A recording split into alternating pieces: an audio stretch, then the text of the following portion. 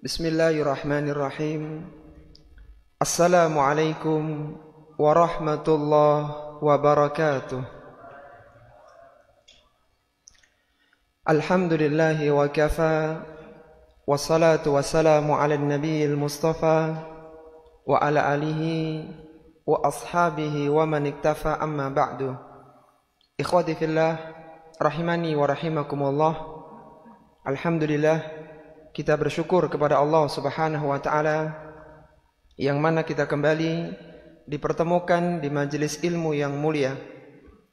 Sebuah majelis yang di dalamnya seorang muslim ditunjukkan dengan berbagai amalan-amalan yang utama. Sebuah majelis yang dengannya Islam akan terangkat, dan sebuah majelis yang seorang akan ditunjukkan jalan-jalan ke surga. Kita bersyukur kepada Allah Subhanahu wa taala yang mana pada kesempatan kali ini kita bisa kembali meneruskan kajian tafsir Al-Qur'an, dan kita telah sampai di surat Al-Fatih. Surat yang ke-48 terdiri dari 29 ayat. Surat ini adalah salah satu dari surat-surat Madaniyah. Surat yang mulia ini, ikhwati fillah rahimani wa rahimakumullah, diturunkan oleh Allah Subhanahu wa taala ketika Rasulullah sallallahu alaihi wasallam dan para sahabatnya pulang dari Hudaybiyah di bulan Dzulqa'dah tahun 6 Hijriah. Yang waktu itu orang-orang musyrik menghalangi Nabi sallallahu alaihi wasallam dan para sahabatnya untuk melakukan umrah. Sebelum kita sebutkan tentang sababun nuzul surat yang mulia ini dan bagaimana keutamaan surat ini, kita harus mengetahui dulu kronologi sejarah bagaimana terjadinya perjanjian Hudaybiyah. Di tahun 6 Hijriah, Rasulullah sallallahu alaihi wasallam dan para sahabatnya berencana untuk melakukan umrah. Kita tahu di tahun 6 Hijriah adalah setahun setelah kejadian perang Khandaq atau perang Ahzab. Perang Khandaq atau perang Ahzab itu terjadi pada tahun 5 Hijriah. Ketika itu Madinah akan diserang oleh seluruh kabilah-kabilah yang ada di Mekah. Mereka menyatukan dalam satu kelompok besar akan menyerang jantung kota Madinah. Kalau kita buat sebuah peta sederhana, Mekah itu berada di bawah ya, kalau secara sederhana, maka Madinah itu berada di utaranya, di atasnya. Jadi Mekah di sini, maka Madinah itu di atasnya. Nah, tidak ada jalan dari Mekah menuju ke Madinah kecuali hanya satu saja, yaitu melewati jalur dari arah selatan ini. Karena di sisi kanan dan sisi kirinya Madinah itu ada bukit yang tidak mungkin ditembus. Sedangkan di bagian utaranya lagi, itu Madinah, di bagian utaranya ada perkampungan Bani Quraidzah, yaitu perkampungan orang-orang Yahudi. Sehingga di tahun 5 Hijriah itu Rasulullah sallallahu alaihi wasallam berinisiatif melalui sarannya Salman Al-Farisi radhiyallahu taala anhu untuk membuat khandak, membuat parit. Dibuatlah parit dalam kondisi yang sangat berat, dan perang terjadi selama sekitar 1 bulan. Sekitar 1 bulan terjadi perang Khandaq. Di saat yang bersamaan, setelah perkemahan orang-orang kafir yang mereka sudah mendatangkan semua kekuatan mereka, berencana ingin menguasai jantung kota Madinah, ternyata sudah berlangsung selama 1 bulan, mereka tidak bisa menguasai kota Madinah. Dan di dalam kota tidak ada kecuali para wanita dan 1 orang sahabat, yaitu kalau bukan Zaid bin Sabit maka Abdullah bin Ummi Maktum radhiyallahu ta'ala anhuma. Semua sahabat semuanya berjaga-jaga di Khandaq. Ketika logistik mereka sudah menipis, maka Allah Subhanahu wa taala mendatangkan sebuah angin yang sangat kencang sehingga memporak-porandakan perkemahan orang-orang musyrik yang ada di Khandaq itu, di depan parit besar itu. Sehingga ringkasnya mereka pulang ke Madinah dan tidak berhasil menguasai, pulang ke Mekah tidak berhasil menguasai kota Madinah. Sebelum Rasulullah Sallallahu Alaihi Wasallam beristirahat pasca perang Khandaq tahun 5 Hijriah, maka ada khabar dari Jibril alaihissalatu wassalam bahwasanya orang-orang Bani Quraidah akan melakukan penyerangan di jantung kota. Jadi mereka memanfaatkan status quo, kekosongan para militer yang ada di Madinah dengan melakukan penyerangan. Maka Nabi SAW mengirimkan intelijennya, mata-matanya, untuk memastikan apakah mereka benar-benar akan melakukan pemberontakan. Dan ternyata benar. Sehingga Nabi SAW bersabda di waktu asar waktu itu, atau menjelang asar, beliau mengatakan, La tusalliyanna ahadul asra illa fi Bani Quraidah. Janganlah kalian salat asar kecuali setelah sampai di Bani Quraidah. Sesampainya di tengah jalan, para sahabat itu terbagi menjadi dua kubu. Ada orang-orang yang salat di tengah jalan, salat asarnya, dan ada yang salat di waktu Isya. Di waktu Isya mereka baru sampai di Quraidah. Dan akhirnya orang-orang Bani Quraidah berhasil ditangkap. Sekitar 600 sampai 700 orang itu dieksekusi. Mereka dibunuh berdasarkan keputusan Sa'ad bin Mu'adz radhiyallahu taala anhu. Sa'ad bin Mu'adz adalah seorang sahabat yang ketika meninggalnya itu arsy Allah Subhanahu wa taala bergoncang karenanya. Ini kejadian di tahun 5 Hijriah. Jadi orang-orang Mekah tidak berhasil menguasai kota Madinah di tahun 5 Hijriah.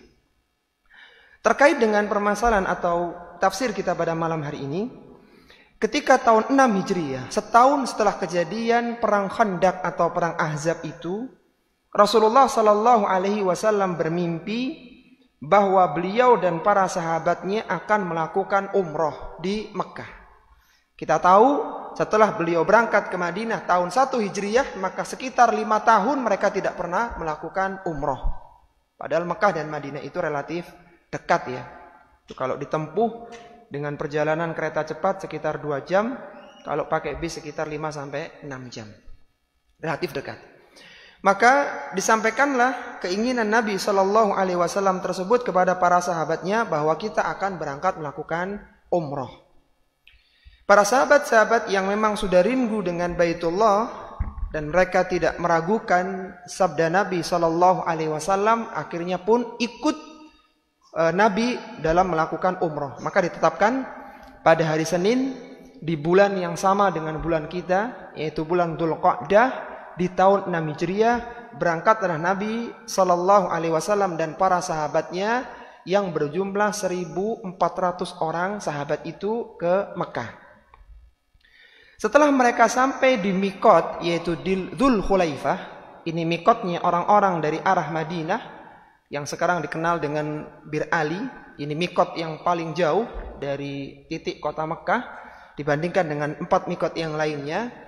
Maka sampailah berita di orang-orang Mekah bahwa Rasulullah Sallallahu Alaihi Wasallam datang bersama para sahabatnya, dan jumlah mereka cukup banyak, sekitar 1.400 orang banyaknya.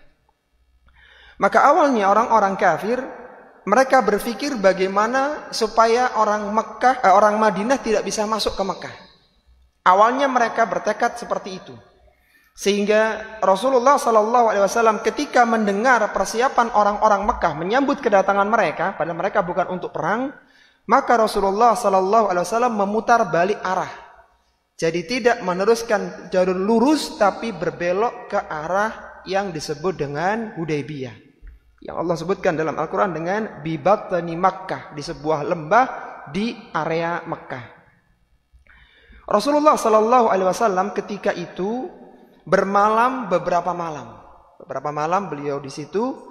Kemudian datanglah para pemuda-pemuda Quraisy yang kuat, yang tangkas, ingin melakukan skema penyergapan di tengah malam. Jadi mereka berpikir sekarang kaum muslimin sudah berada di Mekah, artinya dengan mudah untuk dikuasai. Maka berangkatlah 80 orang pemuda itu melakukan penyergapan. Ternyata bukannya mereka berhasil menangkap Rasulullah dan para sahabatnya, tapi justru merekalah yang diringkus oleh Rasulullah dan para sahabatnya. Dan mereka akhirnya dibebaskan tanpa persyaratan apapun. Sepulangnya 80 orang pemuda ini yang gak berhasil menjalankan misi pembunuhan, maka disampaikanlah kepada para petinggi-petinggi Mekah bahwa mereka gak berhasil. Sehingga terbangunlah image ya, gambaran waktu itu orang-orang yang dibawa oleh Nabi Shallallahu Alaihi Wasallam ke Mekah adalah orang-orang pilihan. Ini bukan orang sembarangan. Buktinya 80 orang pemuda aja kalah sama mereka. Sehingga mereka tidak punya cara untuk menghalangi datangnya orang Madinah ke Mekah kecuali hanya melalui jalan negosiasi dan perjanjian. Diutuslah utusan dari Mekah untuk memastikan apa tujuan mereka datang kemari. Maka berangkatlah dari orang Mekah, yaitu Budail bin Warqa al-Khuzai dari Bani Khuza'ah. Bani Khuza'ah ini sekutunya orang Mekah yang nanti akan melakukan perjanjian, yang nanti akan melakukan penyelesaian perjanjian dari Bani Khuza'ah ini. Jadi Budail bin Warqa al-Khuzai. Ditanya oleh Budail, apa tujuan kalian datang ke Mekah ini? Maka Rasulullah SAW menyatakan bahwa tujuan kami adalah untuk umroh, bukan untuk berperang. Meskipun mereka juga bawa senjata yang disarungkan sebagai persiapan kalau ada hal-hal yang tidak diinginkan. Maka Budail tidak bisa mengambil keputusan karena dia sekedar utusan biasa. Budail izin untuk mengangkat permasalahan ini, izin untuk masuk ke Mekah ini kepada para petinggi-petinggi yang ada di Mekah. Kita tahu ya, waktu itu negeri Mekah nggak ada rajanya, sehingga tidak ada satu orang yang bisa memberikan kebijakan. Kan seandainya ada rajanya, disampaikan berita itu ke raja, kemudian raja memberikan keputusan bahwa silakan mereka masuk atau mereka dilarang masuk, selesai urusan. Ternyata waktu itu tidak ada petingginya atau tidak ada raja yang menguasai Mekah. Yang ada justru Ka'bah Baitullah itu berada di dalam kewenangan beberapa kabilah. Ada kabilah Quraisy, ada yang lainnya, ada beberapa yang juga memiliki kewenangan tentang Ka'bah itu. Kita tahu ya bahwasanya ketika Rasulullah SAW di masa remajanya akan diminta untuk meletakkan Hajar Aswad, maka beliau meletakkan selembar kain. Yang kain itu dipegang oleh para kabilah-kabilah yang ada di Mekah. Intinya bahwa tidak ada satu pihak pun yang berani memutuskan. Sehingga diadakanlah rencana untuk melakukan sebuah rapat besar, menentukan apakah Rasulullah Sallallahu Alaihi Wasallam dan para sahabatnya boleh masuk ke Mekah atau tidak. Intinya itu, inti rapatnya. Dan kita tahu bahwa mengumpulkan para petinggi, orang-orang penting bukanlah hal yang sederhana. Ada yang sibuk dengan urusannya, ada yang gak hadir, dan seterusnya. Jadi tidak mudah mengumpulkan orang-orang penting. Maka Nabi SAW berinisiatif untuk mengutus salah seorang sahabatnya untuk memastikan apakah mereka diizinkan masuk atau tidak, sehingga tidak tertahan lama di Hudaybiyah. Karena Rasulullah juga tidak membawa perbekalan yang cukup banyak. Beliau hanya membawa sekitar 70 hadyu, yaitu hewan untuk kurban. Maka diberangkatkanlah, awalnya adalah Umar bin Khattab radhiyallahu taala anhu. Karena Umar adalah seorang yang tegas, seorang yang pemberani, rencananya mau diutus untuk memastikan apakah mereka diizinkan atau tidak. Kemudian Umar radhiyallahu taala mengatakan, "Wahai Rasulullah sallallahu alaihi wasallam, engkau tahu aku ini orangnya keras. Aku khawatir kalau nanti ketika negosiasi ada hal yang menjadikanku tidak berkenan, sehingga muncullah emosiku dan berantakanlah perundingan itu. Ada orang yang lebih tepat untuk engkau tunjuk sebagai utusan, yaitu Utsman bin Affan radhiyallahu taala anhu." Utsman ini seorang saudagar kaya di Mekah, bahkan bisa dikatakan miliarder ya. Jadi orang yang cukup disegani lah di Mekah. Jadi karena seorang yang jutawan, yang kaya, punya kedudukan, sehingga lebih segan orang-orang Mekah kepada Utsman bin Affan radhiyallahu taala anhu. Maka akhirnya Rasulullah Sallallahu Alaihi Wasallam pun memberangkatkan Utsman sebagai utusan. Intinya ingin memastikan bahwa tujuan Rasulullah sallallahu alaihi wasallam dan para sahabatnya jauh-jauh datang dari Madinah hanya untuk umrah, bukan untuk berperang. Utsman sesampainya di Mekkah disambut dengan sambutan yang hangat. Bahkan Utsman dipersilakan untuk tawaf ke Mekkah, Masjidil Haram. Tapi Utsman menolaknya. Utsman mengatakan, aku tidak akan tawaf sebelum Rasulullah sallallahu alaihi wasallam tawaf. Kita tahu tawaf adalah sebuah ibadah yang utama, terutama ketika seorang baru datang ke Masjidil Haram, ke Mekkah. Maka karena tidak ada kejelasan ya dari pihak mereka, Utsman pun juga tertahan di situ. Beberapa hari Utsman tertahan sehingga tersebarlah berita, informasi bahwa di Hudaybiyah bahwa Utsman itu dibunuh di Mekkah. Dan membunuh seorang utusan itu dari zaman ke zaman, termasuk zaman itu, adalah sebuah aib yang sangat besar. Tidak boleh utusan itu dibunuh.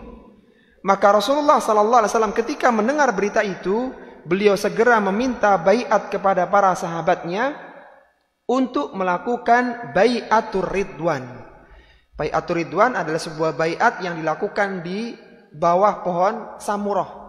Itu pohon samurah, pohon yang ditebang pada masa Umar radhiyallahu taala anhu karena khawatir dijadikan tempat untuk pengkultusan, karena itu tempat bersejarah waktu itu. Maka Rasulullah sallallahu alaihi wasallam minta para sahabatnya agar mereka tidak pulang ke Madinah sampai menuntut balas kematian Utsman jika Utsman benar-benar terbunuh. Jadi baiatur ridwan itu yang menjadikan terjadinya baiatur ridwan karena ada informasi bahwa Utsman terbunuh di Mekkah. Sehingga semua sahabat berbaiat kepada Nabi kecuali Utsman. Kenapa Utsman kok enggak berbaiat? Kenapa kira-kira? Iya, karena baiat itu karena ada informasi Utsman meninggal. Tapi Utsman dibaiat oleh Nabi SAW dengan tangannya yang mulia. Dan seorang yang ikut dalam baiatur ridwan itu masuk dalam jajaran sahabat ketiga tingkatan yang terbaik. Jadi sahabat itu ada 3 tingkatannya. Yang paling utama adalah 10 sahabat yang dijamin surga. Yang tingkatan kedua adalah sahabat yang ikut dalam perang Badar, 319 orang itu. Kemudian tingkatan yang ketiga sahabat yang ikut dalam baiatur ridwan sejumlah 1.400 orang sahabat. Setelah itu, setelah jelas bahwasanya Utsman tidak terbunuh, maka dilakukanlah negosiasi terbuka di Hudaybiyah. Awalnya ya, negosiasi itu enggak selancar yang dibayangkan. Jadi tidak langsung ini kesepakatan teken, tidak. Tapi ada bargaining, ada tawar-menawar. Enggak sesederhana itu sampai akhirnya datanglah Suhail bin Amr. Ketika Suhail bin Amr yang menjadi utusan dari orang Mekkah, perwakilan dari orang Mekkah sebagai pihak yang akan melakukan perjanjian, maka Rasul mengatakan sungguh urusan kalian akan menjadi mudah. Karena Suhail itu isim tasghir dari Sahl. Sahl itu mudah, kalau Suhail itu kemudahan tapi kecil. Suhail itu kemudahan kecil. Makanya memang nggak mudah banget gitu ketika dilakukan perjanjian dengan Suhail ini. Nah, saat itu ikhwati fillah, orang-orang Mekkah menunjukkan hamiyatal jahiliyah dalam surat nanti, surat Al-Fatah itu. Mereka menunjukkan kesombongan jahiliyahnya. Apa kesombongan mereka? Yaitu mereka menolak 2 hal waktu perjanjian itu. Yang pertama, ketika Nabi SAW memerintahkan kepada Ali bin Abi Thalib sebagai juru tulis, tulis wahai Ali, uktub bismillahirrahmanirrahim min Muhammad Rasulillah. Maka Suhail mengatakan ketika masih awal mau nulis perjanjian ini, tulislah wahai Suhail bismillahirrahmanirrahim dari Muhammad Rasulullah sallallahu alaihi wasallam. Maka Suhail mengatakan, jangan ditulis bismillahirrahmanirrahim karena kami tidak tahu apa itu Ar-Rahman dan Ar-Rahim. Tulis bismikallahumma. Maka Ali pun mengganti tulisannya dengan bismikallahumma. Kemudian Suhail kembali memprotesnya lagi. Kami tidak mau ditulis min Muhammad Rasulillah. Karena kalau kami yakin engkau adalah Rasulullah, lau alimta annaka Rasulullah lattaba'naka. Seandainya kami yakin engkau adalah Rasulullah, maka kami akan mengikutimu. Karena kami tidak yakin, maka kami tidak mengikutimu. Maka tulis min Muhammad bin Abdillah. pada poin yang kedua ini, ketika Rasulullah mengatakan, wahai Ali, ganti sesuai dengan permintaan Suhail, tulis Muhammad bin Abdullah, jangan Muhammad Rasulullah.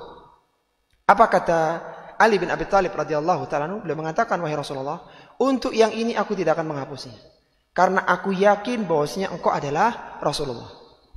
Maka Rasulullah mengatakan, sesungguhnya aku ini adalah Rasulullah meskipun kalian mendustakanku, wahai Suhail. Maka Rasulullah mengatakan kepada Ali, tunjukkan kepada wahai Ali, mana tulisan Rasulullahnya mana? Rasulullah kan tidak bisa baca. Maka Ali pun menunjukkan, ini Rasulullah tulisannya. Maka Rasulullah pun menghapus dengan tangannya yang mulia sallallahu alaihi wasallam. Dari perjanjian itu, dari kesepakatan itu muncullah 4 poin besar. Meskipun 4 poin ini nggak langsung disepakati ya, negosiasi, akhirnya terjadilah 4 kesepakatan besar.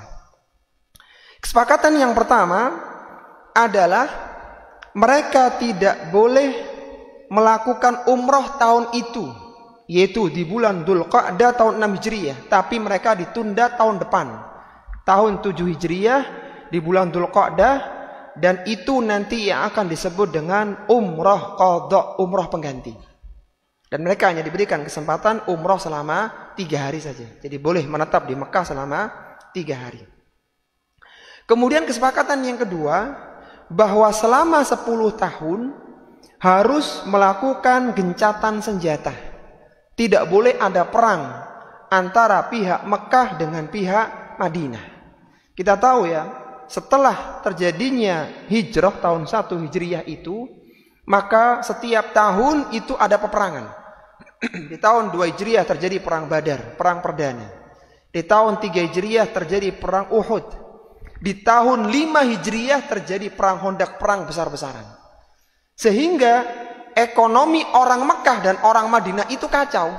Ya, karena kan mereka tidak bisa bekerja ya, nggak bisa dagang ya. Mereka sibuk dengan peperangan, dan perang itu butuh amunisi, butuh senjata, butuh logistik dan yang lain sebagainya.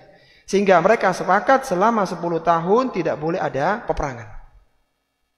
Kemudian poin yang ketiga, yaitu siapapun yang menjadi sekutunya orang Mekah atau siapapun kabilah yang menjadi sekutunya orang Madinah, maka itu bagian dari Mekah dan Madinah. Dan nanti dari poin yang ketiga inilah yang akan menjadikan terjadinya Fathu Mekah. Jadi kita potong dulu, skip ceritanya ya.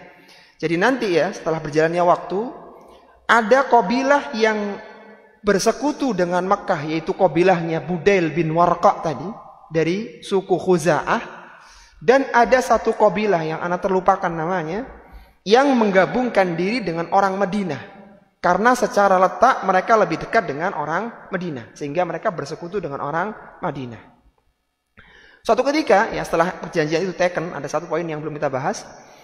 Suatu ketika ada beberapa orang dari kabilah yang bersekutu dengan Madinah berangkat di sebuah tempat.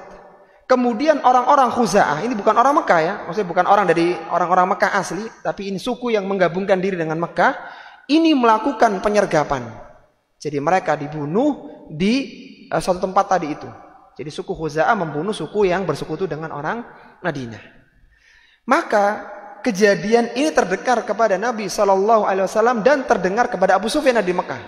Terjadi pembunuhan dari orang suku Khuza'ah karena mereka dulu kecewa kepada kabilah itu. Kita tahu ya, bangsa Arab dulu kan sering perang. Bahkan Aus dan Khazraj itu berperang 350 tahun nggak pernah akur. Jadi ketika ada pembunuhan itu langsung ribut sekian kabilah. Maka akhirnya Abu Sufyan berinisiatif untuk segera berangkat ke Madinah untuk memperbarui isi perjanjian Hudaybiyah. Diganti isinya. Jadi bukan poin ketiga itu, sekutu itu nggak berlaku begitu. Maka Rasulullah tidak mengatakan sepatah kata pun. Rasulullah diam. Akhirnya Abu Sufyan pun kembali ke Mekah dan beliau merasa bahwa sebentar lagi akan ada permasalahan besar. Dan benar, ya setelah perjanjian Hudaybiyah tahun 6 Hijriah, di tahun 8 Hijriahnya terjadilah Fathu Mekah karena mereka menyelisihi perjanjian di poin yang ketiga tadi. Taib. Kemudian yang berikutnya, poin yang keempat, setelah terjadinya perjanjian, siapapun dari orang Mekah yang hijrah atau yang pindah ke Madinah harus dikembalikan ke Mekah Sedangkan orang Madinah yang pindah ke Mekah tidak boleh dikembalikan ke Madinah. Jadi orang Mekah yang misalnya hijrah ke Madinah setelah perjanjian ya, dikembalikan ke Mekah lagi. Sedangkan orang Madinah yang berangkat ke Mekah tidak boleh dikembalikan ke Madinah. Dia harus tetap tinggal di Mekah. Itu perjanjiannya. Kalau secara logika, kuantitas orang Mekah lebih banyak atau lebih sedikit dari orang Madinah dengan poin yang keempat ini? Lebih banyak, karena orang Mekah nggak boleh berkurang, orang Madinah bisa berkurang. Secara teori begitu. Tapi ternyata enggak, ikhwati fillah. Jadi waktu itu tidaklah ada orang Madinah yang berangkat ke Mekah, pindah ke Mekah, kecuali orang yang jelas-jelas kufur kepada Nabi SAW. Karena kenapa ke sana? Di sana tuh nggak ada orang-orang yang beriman secara zahirnya begitu. Nabi justru ada di Madinah. Sehingga keluarnya mereka dari Madinah karena memang orang kufur, orang yang memang tidak beriman, tidak berpengaruh kepada kekuatan kaum muslimin. Justru jelas bahwa dia orang kufur begitu. Sedangkan tidak ada orang Makkah yang berangkat ke Madinah kecuali ingin mulazamah kepada Nabi, ingin belajar kepada Nabi SAW. Di antaranya Abu Jandal berangkat dari Mekah ke Madinah. Setelah sampai ke Madinah dengan perjanjian itu dikembalikan lagi ke Mekah. Maka akhirnya Abu Jandal dan teman-teman yang semisal dengan dia tidak mau bergabung dengan kubu yang ada di Mekah. Mereka buat komunitas di tepi pantai Mekah. Kita tahu ya, Mekah itu kan ada beberapa pantai yang penghasil minyak itu. Akhirnya mereka buat komunitas di sana, mereka jadi besar. Sehingga di sanalah mereka merintis adanya pengajian. Kalau Rasulullah berdakwah ke Mekah kan tidak mungkin. Gak bisa, karena Rasulullah gak boleh masuk. Sedangkan kalau orang Mekah sendiri yang membuat pengajian, komunitas pengajian bahasa kita, maka dipersilakan karena memang orang Mekah. Dan dari situ justru malah banyak orang-orang yang ikut pengajiannya atau halakohnya Abu Jandal dan teman-temannya tadi. Jadi mereka buat pengajian resmi di tepi kota Mekah atau di tempat daerah pantai. Taib, tadi ada 4 poinnya ya, ikhwati fillah. 4 poin perjanjian Hudaybiyah. Yang pertama apa tadi? Tidak boleh umroh tahun ini. Itu tahun 6 Hijriah, bolehnya di tahun 7 Hijriah. Yang diberi kesempatan 3 hari. Dan setelah diteken, maka mereka ketika umroh nggak boleh diganggu. Kesepakatannya begitu. Kemudian yang kedua, terjadi gencatan senjata selama 10 tahun. Nggak boleh ada peperangan. Dan efek dari kebijakan yang kedua itu, para sahabat tidak sibuk dengan peperangan. Jadi setelah itu yang di Mekah sibuk dengan pengajian, yang di Madinah pun juga sibuk dengan belajar, tidak sibuk dengan, karena aman, tidak akan ada peperangan lagi selama 10 tahun menurut kesepakatan. Meskipun akhirnya dihentikan dengan Fathu Mekah tahun 8 Hijriah tadi. Kemudian poin yang ketiga apa? Iya, sekutunya orang Mekah itu atau sekutunya orang Madinah itu sama dengan orang Mekah dan orang Madinah. Jadi sama-sama satu kubu begitu. Kemudian yang keempat, orang Mekah yang pindah ke Madinah harus dikembalikan dan orang Madinah yang pindah ke Mekah tidak boleh dikembalikan. Nah, waktu itu, waktu perjanjian sudah disepakatin, sudah ditandatangani ya, di khotam ya, kalau zaman dulu bukan tanda tangan, dikhotam oleh Nabi SAW dengan cincin beliau SAW yang mulia, maka para sahabat ini kecewa. Para sahabat kecewa, sempat kecewa dengan keputusan Hudaybiyah. Nah, sebelum melihat bagaimana kekecewaan mereka, nanti akan disebutkan dalam hadis Sahal bin Hunayf ini, ada satu orang wanita ya, yang namanya Ummu Kulthum bin Abi Mu'aid ya. Ummu Kulthum bin Abi Mu'aid, setelah perjanjian disepakati, beliau hijrah dari Mekah ke Madinah, dia seorang gadis, dengan berjalan kaki. Jadi jauh-jauh dari Mekah, berangkat ke Madinah dengan berjalan kaki. Tentu bayangkan kalau pakai bis aja 5-6 jam perjalanan itu, kira-kira kalau ada seorang perempuan jalan kaki dari Mekah ke Madinah butuh berapa jam? Kira-kira aja. Nah, itu antum bayangkan, dan jalan kaki lagi, nggak pakai onta. Maka setelah itu terdengar berita bahwasanya Ummu Kulthum ini hijrah ke Madinah. Keluarganya datang ke Rasulullah. Ini Ummu Kulthum dikembalikan karena dia orang Mekah yang hijrah ke Madinah. Maka Rasul mengatakan tidak. Karena dalam perjanjian ini tidak disebut nama wanita, tapi disebut orang Mekah, orang Madinah. Dan dikatakan orang, ya rojul ya dalam perjanjian itu, maka dia laki-laki, bukan perempuan. Dan Allah turunkan keputusan Nabi itu dengan menurunkan surat Al-Mumtahanah itu. Yaitu wanita yang diuji, yaitu Ummu Kulthum radhiyallahu ta'ala anha. Taib. Kemudian setelah itu para sahabat radhiyallahu ta'ala anhu ini merasa kecewa ya. Di antaranya adalah Umar bin Khattab radhiyallahu ta'ala anhu. Beliau mengatakan, "Ra'aituna yaumal Hudaybiyah yakni sulhal ladzi kana bainan nabiy sallallahu alaihi wasallam wal musyrikin." Kata Sahal bin Hunayf radhiyallahu ta'ala anhu, aku melihat pada hari Hudaybiyah, yaitu pada kejadian perjanjian Hudaybiyah, alladzi kana bainan nabi sallallahu alaihi wasallam wal musyrikin, antara Nabi sallallahu alaihi wasallam dan orang-orang musyrik. Walau nara qitalan laqatalna, seandainya kita waktu itu diizinkan untuk perang, diizinkan untuk membalas atau menyerang mereka, laqatalna, niscaya kami akan menyerang mereka. Karena saking jengkelnya mereka ditahan di Hudaybiyah. Dan efek dari penahan itu nanti harus mereka menyembelih dam. Jadi mereka pulang dalam kondisi tidak bisa umroh, justru harus terkena dam. Taib. Kemudian kata Sahal bin Hunayf, faja'a Umaru faqala alasna 'alal haqqi wa hum 'alal batil. Maka Umar datang dengan marah, dia mengatakan, wahai Rasulullah, bukankah kita ini di atas kebenaran, wahum 'alal batil, dan mereka di atas kesesatan? Alasna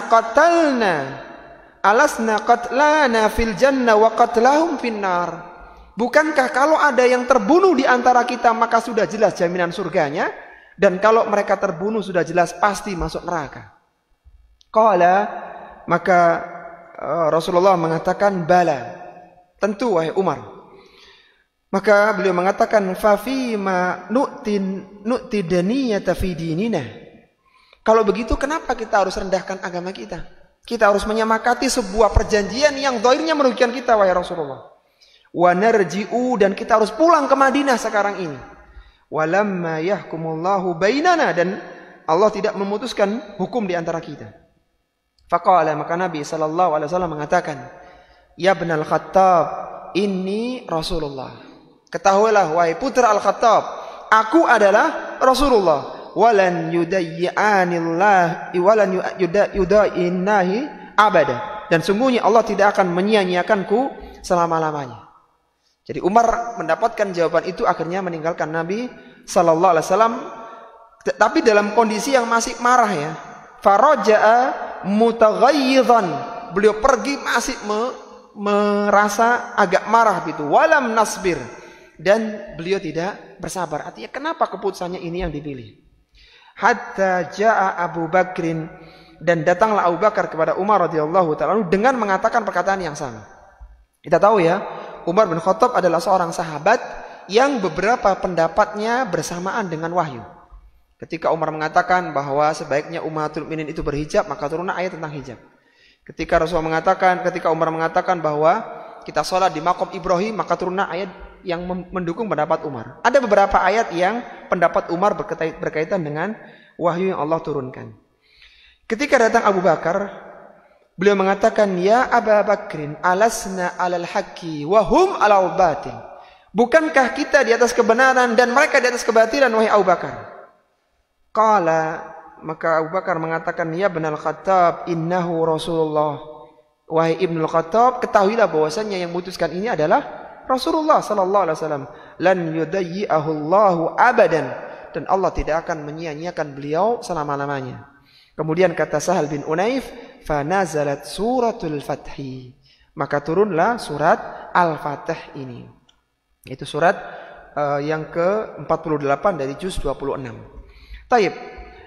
Surat ini, khawati fillah rahimani wa rahimakumullah, ketika turun itu lebih dicintai oleh Nabi sallallahu alaihi wasallam dari seluruh dunia. Jadi kalau antum mempelajari surat ini, maka surat ini adalah surat yang dicintai oleh Nabi sallallahu alaihi wasallam. Apa kata Anas bin Malik radhiyallahu ta'ala? Beliau mengatakan, lamma nazalat inna fatahna laka fatham mubina.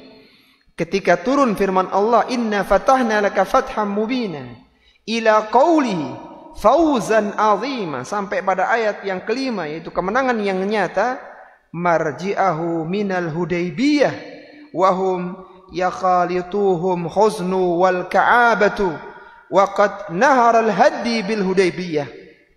Yang ketika itu para sahabat itu setelah terjadinya perjanjian Hudaybiyah, mereka harus pulang ke Madinah dalam kondisi kecewa, dalam kondisi sedih, sampai Allah turunkan surat yang mulia ini, laqad unzilat alayya ayatun, sehingga Allah turunkan ayat ini sebagai penghibur untuk para sahabat. Ilayya ahabbu ilayya hiya ahabbu ilayya minad dunya jami'an. Kata Nabi, turunnya surat ini lebih aku cintai daripada dunia seluruhnya. Jadi ketika itu Rasulullah sallallahu alaihi wasallam setelah diperintahkan untuk balik ke Madinah, beliau tidak bisa melanjutkan umrah, maka diturunkan surat Al-Fatah ini. Jadi surat Al-Fatah selain sebagai hiburan juga membenarkan keputusan Nabi untuk menerima perjanjian Hudaybiyah. Nah, salah satu isinya nanti bahwa mereka yang sekarang ikut dalam umrah atau dalam bai'atur ridwan, karena itu satu paket ya, ikut umrah berarti ikut bai'atur ridwan, maka mereka semua yang diizinkan untuk melakukan Fathu Khaybar. Fathu Khaybar itu dilakukan sebulan setelah pulang dari Hudaybiyah. Tadi perjanjian Hudaybiyah bulan apa? Bulan Dzulqa'dah tahun 6 Hijriah. Nah, Fathu Khaybar itu dilakukan di bulan Al-Muharram. Jadi awal tahun di tahun 7 Hijriah. Dan nanti di perang Fathu Khaybar itu perang yang sudah dijamin menang. Sudah ada kepastian menang. Tidak boleh ikut dalam perang itu kecuali yang sudah ikut dalam Hudaybiyah atau dalam perjanjian dalam Bai'atur Ridwan yang jumlahnya 1.400 orang sahabat itu. Dan di hasil dari Khaybar itu para sahabat mendapatkan kurma yang sangat bagus sekali. Nah, ketika Rasulullah sallallahu alaihi wasallam sudah selesai memutuskan, maka beliau memerintahkan para sahabatnya untuk bertahalul. Jadi ketika di Dzul Hulaifah tadi di Bir Ali, mereka kan harus melafadzkan ihram ya. Labbaik Allahumma labbaik umratan atau labbaik Allahumma umratan. Itu ihramnya. Ihram ini tidak bisa diakhiri kecuali dengan tahallul, yaitu dengan mencukur rambut. Dan karena mereka tidak berhasil melakukan umroh, tertahan, maka mereka terkena kafarah dengan menyembelih dam. Jadi antum bisa bayangkan betapa kecewanya mereka waktu itu. Sudah jalan jauh-jauh dari Mekah ke Madinah, tertahan lama di Hudaybiyah, kemudian keputusannya mereka harus pulang ke Madinah dengan menyembelih binatang kurban mereka, dengan menyembelih dam mereka yang sejumlah 70-an itu harus disembelih sebagai bentuk mereka tahallul dan kena kafarah karena mereka tidak berhasil melakukan umrah. Maka akhirnya ketika Rasul menyampaikan itu, Rasulullah para sahabat tidak segera menjalankan instruksi Nabi Shallallahu Alaihi Wasallam karena dua alasan. Yang pertama, karena alasan kekecewaan yang sangat berat. Jadi mereka merasa bahwa ini keputusan yang sangat mengecewakan lah untuk mereka. Mereka sudah berjuang, mereka sudah berangkat, kok ternyata nggak jadi umrah begitu. Kemudian alasan yang kedua, kenapa mereka tidak segera bertahalul? Mereka masih berharap ada wahyu yang meralat keputusan Hudaybiyah. Jadi semoga turun ayat yang mengatakan Hudaybiyah itu tidak perlu dipenuhi, batal begitu. Maka saat Rasulullah memerintahkan para sahabatnya dan mereka tidak melakukan, Rasulullah pun masuk ke kemahnya Ummu Salamah. Jadi tadi ada cerita yang tertinggal, yang dibawa oleh Nabi ketika umrah adalah salah satu istrinya yaitu Ummu Salamah. Rasulullah biasa ketika safar itu mengundi siapa di antara istrinya yang akan terpilih mengikut safar. Ya, kadang Aisyah radhiyallahu taala, kadang Sofiyah radhiyallahu taala, kadang yang lainnya. Dan pada keberangkatan ketika umrah, Rasulullah sallallahu alaihi wasallam mengajak Ummu Salamah radhiyallahu taala anhu, dan Ummu Salamah seorang wanita yang sangat cerdas, yang brilian ya. Ketika Rasulullah itu instruksinya tidak dijalankan, maka masuklah Rasulullah di kemahnya Ummu Salamah. Maka Ummu Salamah mengatakan, "Wahai Rasulullah sallallahu alaihi wasallam, seandainya engkau ingin keputusanmu diikuti oleh mereka, maka keluarlah menemui manusia. Ya Nabi Allahi, atuhibbu dzalik, kalau engkau ingin keputusanmu dijalankan, ukhruj la tukallim, keluarlah dan jangan berbicara. La tukallim ahadan minhum kalimatan, janganlah engkau bicara dengan seorang pun di antara mereka. hatta tanhara budnaka, sampai engkau menyembelih ontamu, wa tad'u khaliqaka fayuhlikuka, dan kau panggil orang tukang cukur untuk mencukur rambutmu. Nah, ketika Rasulullah sallallahu alaihi wasallam sudah melakukan ini, jadi beliau menahar ontanya. Jadi onta itu kalau disembelihkan bukan dengan dirobohkan, tapi dalam kondisi berdiri itu dinahar. Jadi pedang itu ditarik di lehernya begitu, di leher bagian pangkal. Dinahar ontanya sampai mati. Kemudian Rasulullah memanggil salah seorang untuk mencukur rambutnya. Ketika melihat kejadian itu, maka sahabat yakin bahwa keputusan ini sudah final, sudah tidak bisa dirubah lagi. Sehingga mereka pun terburu-buru dalam tahalul, sehingga mereka tahalulnya nggak pakai silet ya, pakai pedang, sehingga mereka harus berdarah-darah ya karena pakai pedang, dan seolah-olah mereka saling berbunuh-bunuhan karena darahnya itu tercecer ya, karena pedang yang digunakan untuk bertahalul. Taib, itu secara ringkas ya kisah tentang Mekah atau Fathu Khaybar, tentang perjanjian Hudaybiyah. Dan ketika Nabi Shallallahu Alaihi Wasallam ini menaklukkan kota Mekah di tahun 8 Hijriyah, beliau membaca surat Al-Fatih. Disebutkan oleh Abdullah bin Mughaffal radhiyallahu ta'ala anhu, kata beliau, ra'aitu Rasulullah sallallahu alaihi wasallam yauma fathi Makkah. Pada suatu ketika, atau aku melihat Rasulullah sallallahu alaihi wasallam ketika Fathu Makkah, ala naqatihi, beliau sedang berada di atas tunggangannya, di atas ontanya, wa huwa yaqra'u surat al-fathi yurajji'u, beliau membaca surat Al-Fatih dan diulang-ulang surat ini. Kemudian kata Abdullah bin Mughaffal radhiyallahu ta'ala anhu, walaula an yajtami an-nasu hauli, seandainya enggak ada orang-orang di sekelilingku, la raja'tu kama raja'ah, maka aku pun akan membaca surat Al-Fatih berulang-ulang sebagaimana Nabi sallallahu alaihi wasallam pun juga mengulang-ulang surat Al-Fatih yang mulia itu. Itu ikhwati fillah tentang kisah dari surat Al-Fatih ya. Sekarang kita masuk di tafsirnya ya. Karena kalau antum sudah paham alurnya, nanti mengikuti tafsirannya itu jauh lebih mudah paham ya daripada tidak tahu arus ceritanya. Taib. Allah Subhanahu wa taala berfirman, a'udzu billahi minasyaitonir rajim. Bismillahirrahmanirrahim. Inna fatahna laka fatham mubina. Sesungguhnya kami berikan kepadamu wahai Rasulullah sallallahu alaihi wasallam fatham mubina, yaitu kemenangan yang nyata. Para ulama-ulama tafsir mereka berbeda penafsiran tentang fatham mubina dalam ayat yang mulia ini dalam 3 penafsiran mereka. Penafsiran yang pertama, yang dimaksud dengan fatham mubina pada ayat yang pertama di surat Al-Fatih adalah sulhul Hudaybiyah, yaitu perjanjian Hudaybiyah. Dan ini pendapat jumhur mufassirin. Pendapat yang kedua, yang dimaksud dengan fatham mubina dalam ayat itu adalah Fathu Makkah.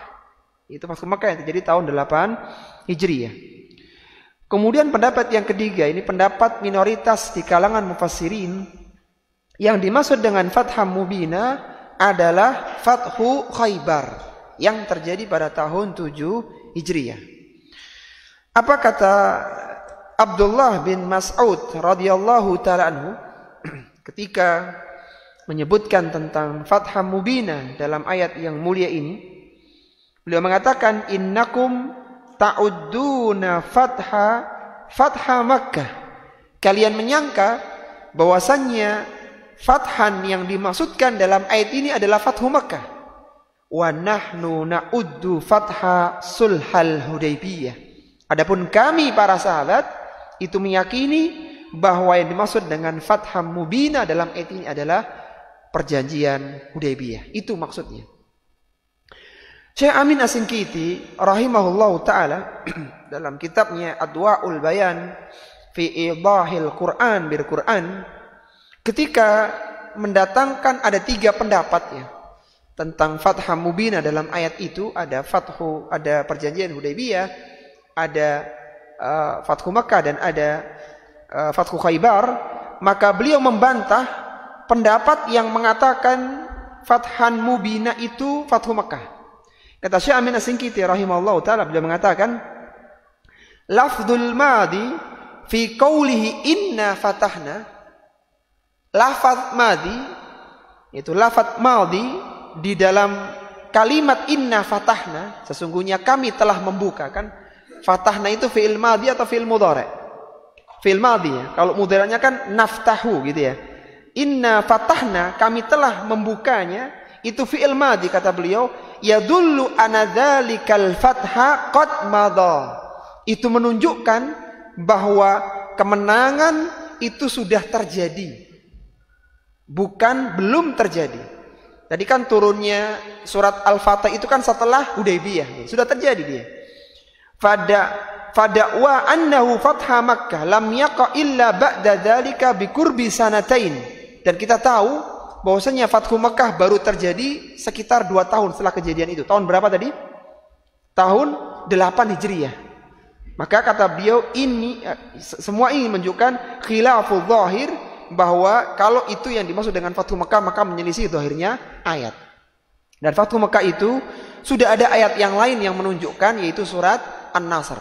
Surat An-Nasr yang dimaksud dengan Fatah dalam surat itu adalah Fathu Makkah. Allah berfirman dalam surat An-Nasr, "Idza jaa nasrullahi wal fath." Ketika datang pertolongan Allah dan al-fath. Al-fath dalam ayat itu adalah Fathu Makkah tahun 8 Hijriah. Wa ra'aitan nasa yadkhuluna fi dinillahi afwaja, dan kalian melihat manusia berbondong-bondong masuk ke dalam agama Allah. Sudah Isya ya? 1 menit lagi. Sudah masuk. Baik, ya kita teruskan setelah menyimak adzan Isya. Wassallallahu ala nabiyyina Muhammadin wa ala alihi wa sahbihi wasallam.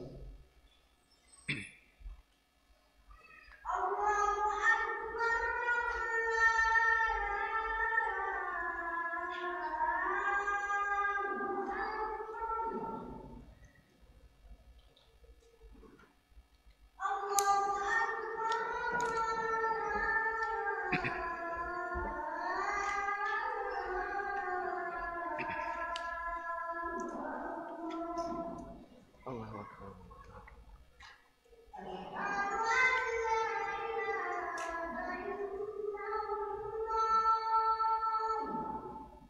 Asyhadu an la ilaha illallah.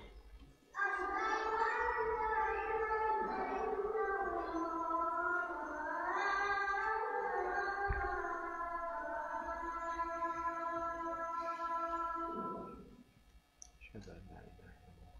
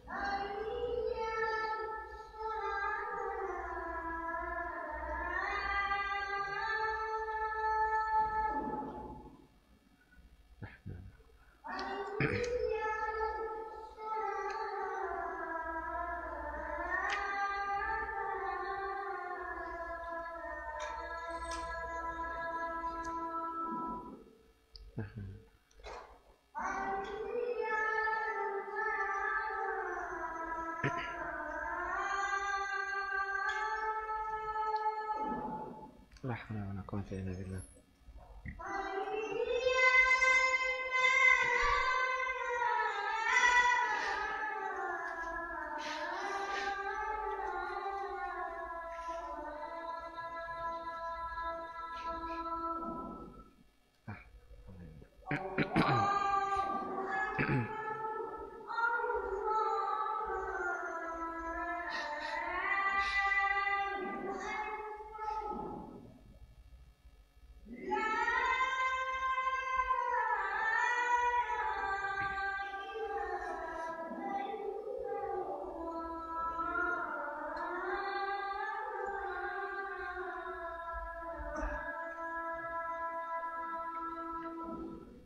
La ilaha illallah.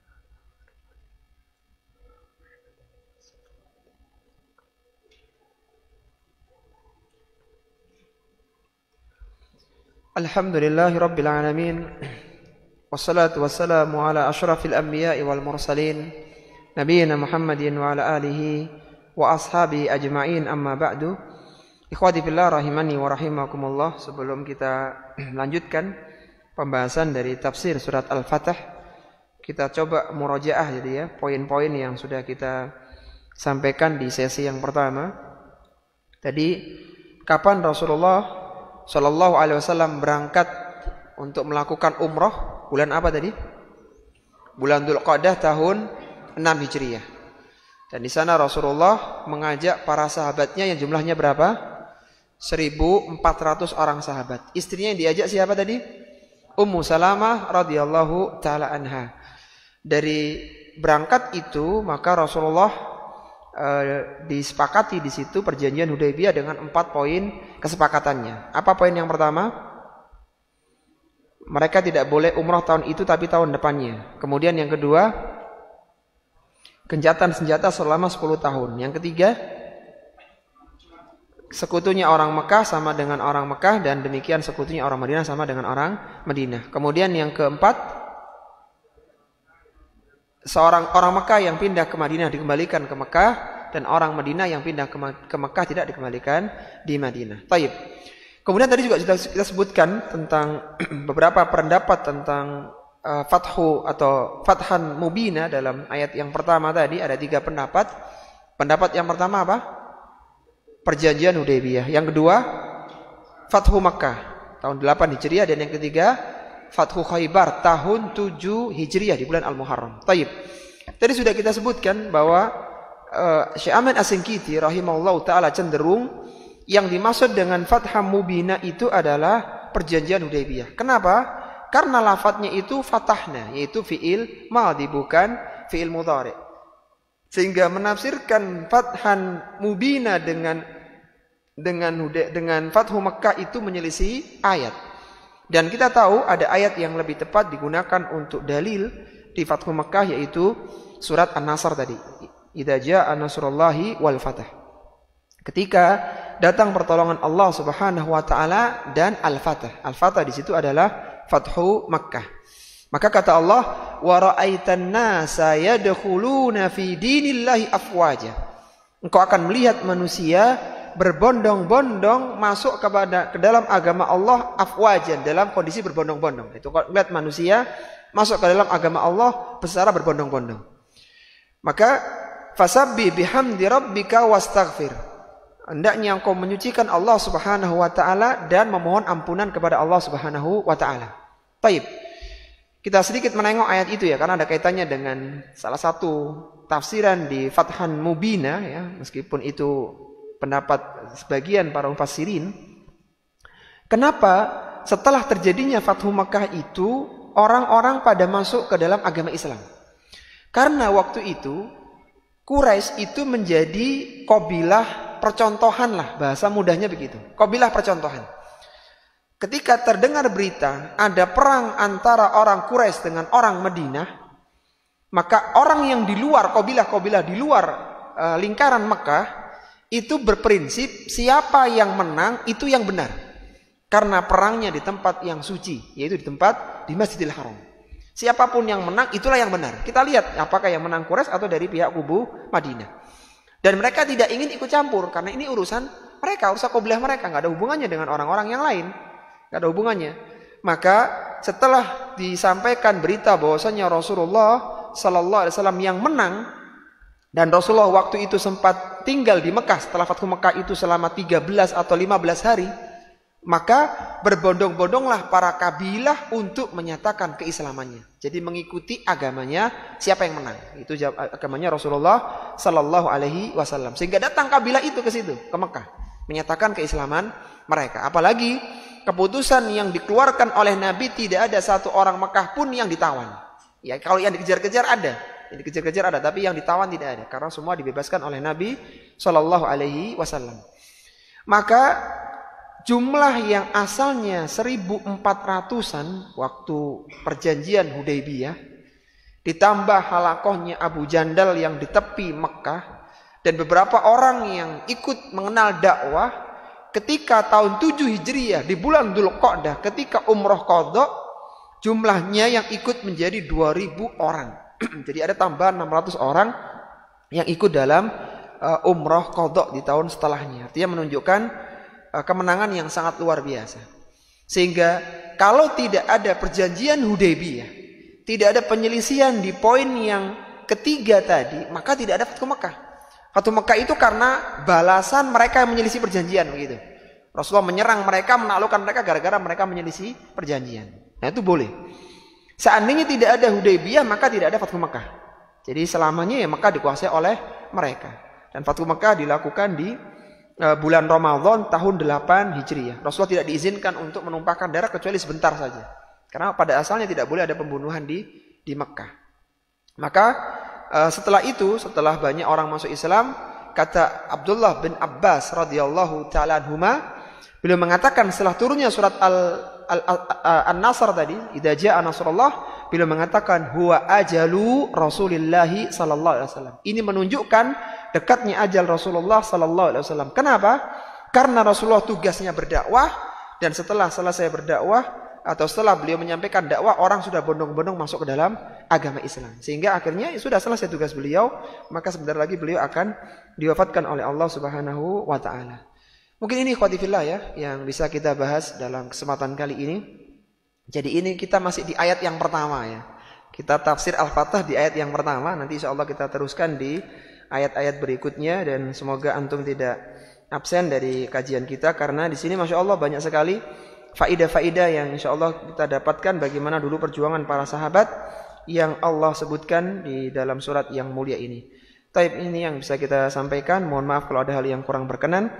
Kita akhiri subhanakallahumma wa bihamdika asyhadu an la ilaha illa anta astaghfiruka wa atubu ilaik wa akhiru da'wana anil hamdulillahi rabbil alamin. Wassalamualaikum warahmatullahi wabarakatuh.